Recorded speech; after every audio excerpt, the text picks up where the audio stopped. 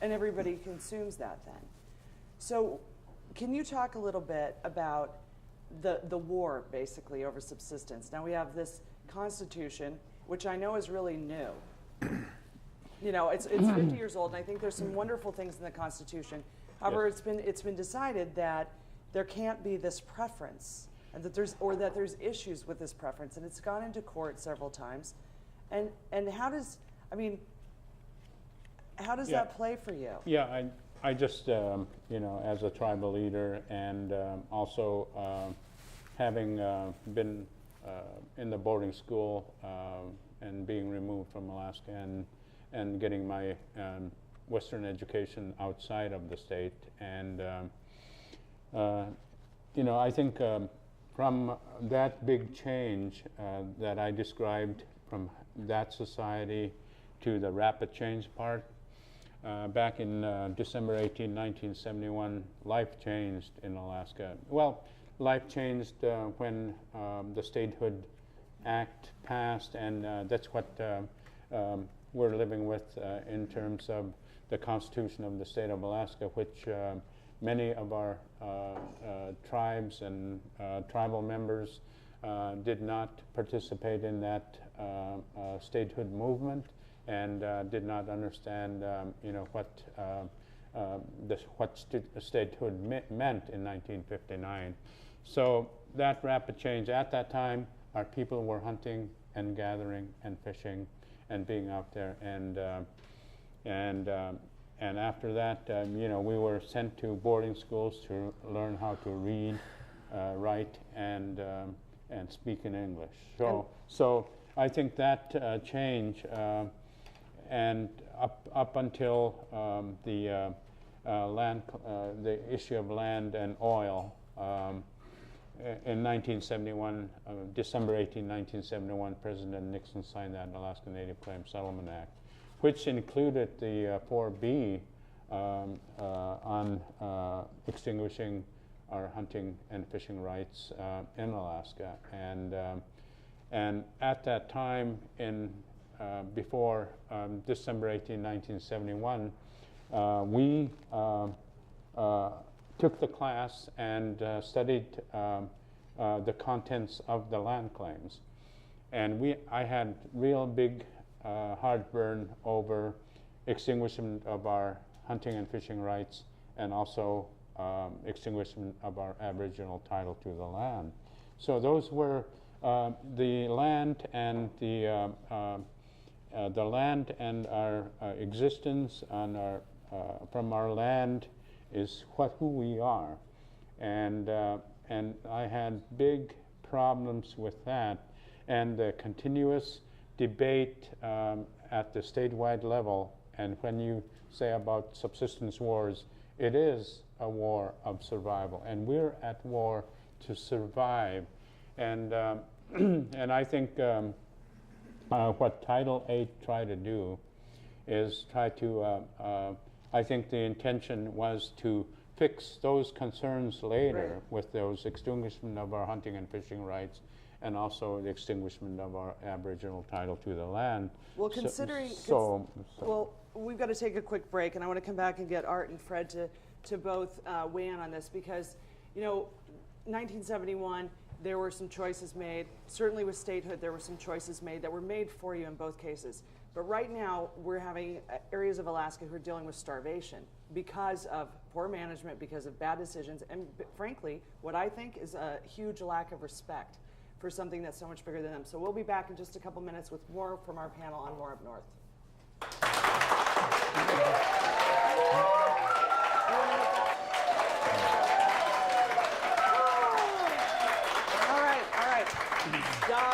Stop it. You make me feel important. No, I'm kidding. I'm Shannyn Moore. I'm from, you know, right here on More Up North. And I'm so excited our panel is here, because I think that the issues of subsistence are so important, and the subsistence wars that have happened have just been ugly. And it's amazing to me that the people that seem to win the subsistence wars are usually foreign-owned trawlers. They seem to be getting the fish before the people in villages can. And I know that you've been doing a lot of work on this. You've done a lot of research. Can you talk about that a little bit? Because when the fish aren't here, the people that get cut off first are the subsistence users and certainly not the commercials.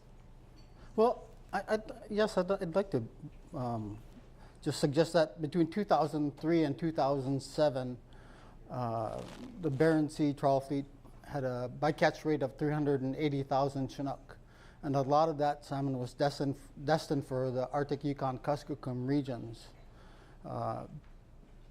I had an opportunity to participate. Wait a sec. Say how many fish again? This is over 4 years each year or collectively? Collectively. So how many fish again? It was 380,000 Chinook that were harvested in the Berring Sea Aleutian Island. Not by pounds, that's by fish. By fish. Okay.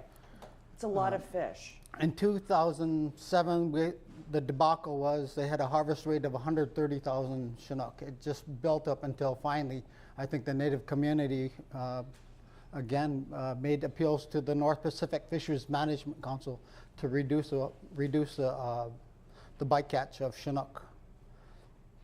I had a chance to participate at the North Pacific Fisheries Management Council in June of 2008, and really what was evident based on our experience and observations was that the council is composed of 11 representatives from the state of Alaska, from Washington and Oregon. And we felt there was a missing element in this whole process, and that missing element was the federally recognized tribes. The people that live on the coast are being impacted by decisions that are made by people in Washington. And it's an industry. It's a $1 billion industry that we're up against. So based on our observations, we initiated contact with our congressional delegation, asking them to amend. How'd that work out? Pardon me? How did that work out for you? I tell you, it's not over yet. We've submitted letters to the congressional delegation asking for amendments to the Magnuson-Stevens Act, so that we could inject our voice into this process, so that we could be at the table instead of on the table. And it's Sorry,